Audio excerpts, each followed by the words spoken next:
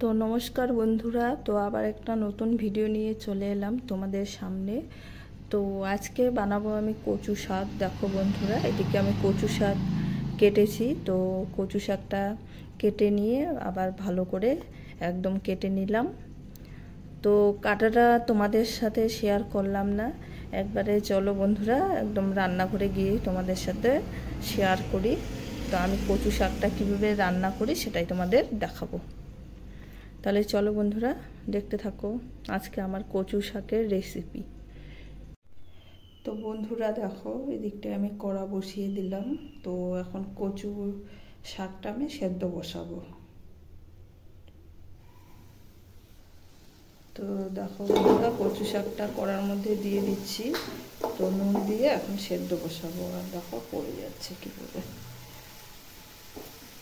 তো নুন দিয়ে ঢেকে দেবো এখন কচু শাকগুলো সেদ্ধ হওয়ার জন্য। তো দেখো এখন দুটো কাঁচা লঙ্কাও দিয়ে দিচ্ছি, তো সেদ্ধ হওয়ার জন্য, মানে কচু শাকের সাথে এই কি বলে লঙ্কাগুলো সেদ্ধ হবে। তো বন্ধুরা আমার কচু শাক সেদ্ধ হয়ে গেছে, তো এখন নামিয়ে নিচ্ছি। আর কচু শাক কি বলো তো, শুধু এই যে জলটা বেরোয় সেটা সেদ্ধ করে না ফেলে দিলে একটু গলাটা চুলকাবে। তো তাই একটু মানে সেদ্ধ করে জলটা ফেলে দিচ্ছি। তো তাহলে নামিয়ে নিচ্ছি বন্ধুরা।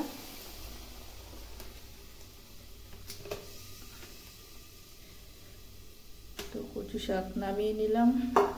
তো এর মধ্যেই আমি কচু শাকটা করে নেব। তো ভেবেছিলাম যে লঙ্কা দেব, আরও কচু শাকের মধ্যে দেব না, দুটো লঙ্কা দিয়েছি, তো এই দুটোই হয়ে যাবে। আর কি বলো তো, কচু শাক তো একটুখানি হয়ে যাবে, তাই দুটো লঙ্কাই অনেক। তো আর লঙ্কা দেব না। তো এটা আমি ফোড়নে দেব। এখানে পেঁয়াজ কেটেছি আর রসুন আর হচ্ছে পাঁচ ফোড়ন দিয়ে এখন করবো, আর কিচ্ছু দেব না। কড়াই তেল দিয়ে দিয়েছি, তো এখন আমি ওগুলো দেব। তো পাঁচ ফোড়ন দিচ্ছি না, তো জিরে দিচ্ছি, জিরে ফোড়ন দিয়ে করছি। তো জিরে দিলাম, তখন পেঁয়াজ আর রসুনটা দিয়ে দিলাম, তখন নেড়ে দিচ্ছি। কি বলো তো, এই কড়াতে করলে না প্রচুর গরম হয় তাড়াতাড়ি, ওই জন্য সিলভারের কড়াতেই রান্না করতে আমার ভালো লাগে।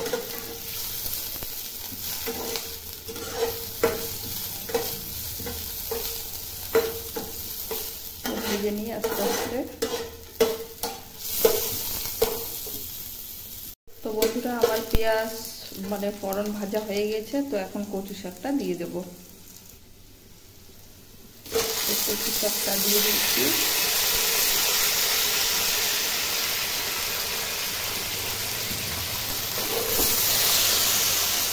কচু শাকটা দিয়ে এখন নেড়ে নেব। তো এমনিতে তো সেদ্ধ হয়ে গেছে, তো এখন শুধু ওই জলটা শুকিয়ে নেব একবারে। নুন হলুদ দেব এখন পরিমাণ মতো।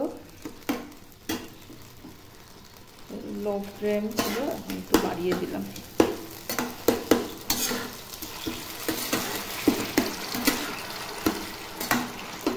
তো বন্ধুরা কার কার খেতে ভালো লাগে কচু শাক? তো আমার তো একবারে প্রিয় কচু শাক। তো আর কার কার খেতে ভালো লাগে অবশ্যই কমেন্ট করে জানাবে। তো এখন নুন হলুদ দিয়ে দিচ্ছি স্বাদ মতো। নুন হলুদ দিয়ে দিলাম, তো এখন ভালো করে নাড়বো। লঙ্কাগুলো এখন ওই হয়ে আছে, একটু ভেঙে দিই। আর লঙ্কাগুলো না প্রচুর ঝাল, তো যা দুটো দিয়েছি এই দুটো লঙ্কায় একদম দিয়ে যাবে। আর কাটার সময় না কচুগুলো একবারও তো মানে একটুও ধরে নাই, তো মানে চুলকায় নাই। তো অন্য সময় কিন্তু কচু শাক কী বলো তো, কাটতে গেলেই চুলকোয়, যে বোঝা যায় যে মানে গলা চুলকবে। তো মনে হয় না গলা চুলকবে, কাটার সময় বুঝেছি। তো তবুও তো লঙ্কা দিতে হবে, তাই না? লঙ্কা না দিলে তো কচু শাক হচ্ছে লঙ্কাতেই শাক। তো পাকা লঙ্কাটা দিয়েছি, আর এই কাঁচা লঙ্কাটা এটাও ভেঙে দেবো।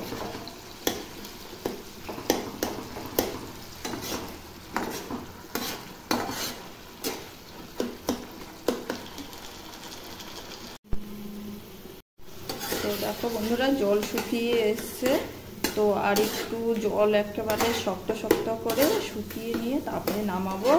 তো নামানোর আগে একটুখানি চিনি দেবো, তাহলে কী হবে বলো তো, একটু মিষ্টি মিষ্টি লাগবে। কচু শাক এমনিতেও মিষ্টি লাগে, তো একটুখানি দেবো 2-3 দানা। তো একেবারে লো ফ্লেমে আমি করছি।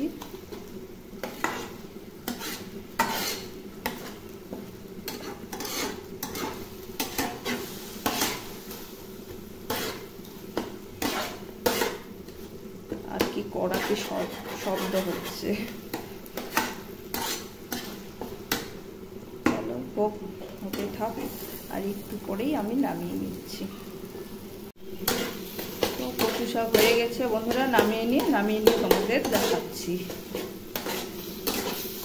তো একেবারে সিম্পল রান্না, তোমরা কীভাবে রান্না করো অবশ্যই কমেন্ট করে জানাবে। তো আমি কিন্তু তেমন রান্না করতে জানি না, ওই যেইটুকুনি জানি যা করছি রোজকার ওই সেটাই তোমাদের কাছে শেয়ার করছি।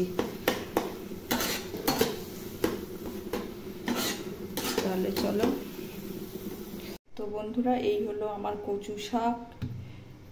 তো তাহলে বন্ধুরা কেমন হয়েছে অবশ্যই কমেন্ট করে জানাবে। তাহলে আজকের মতো বন্ধুরা সবাইকে টাটা, সবাই ভালো থাকো, টাটা বন্ধুরা।